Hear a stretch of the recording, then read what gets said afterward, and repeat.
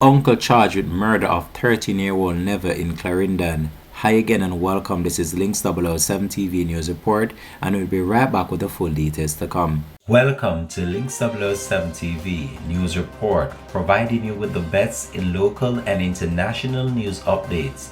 This is a place where you can get the most reliable and informative news information. Links 007 TV News Report.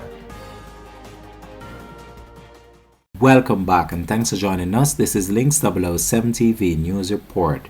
22-year-old Courtney Hannaford of Moran Housing Scheme, Crofts Hill in Clarendon, has been charged with the murder of his teenage nephew. It is reported that his 13-year-old nephew Omarion Hannaford was at home on Sunday, March 27, when he was allegedly attacked by his uncle with a ratchet knife, which he used to stab him in the neck.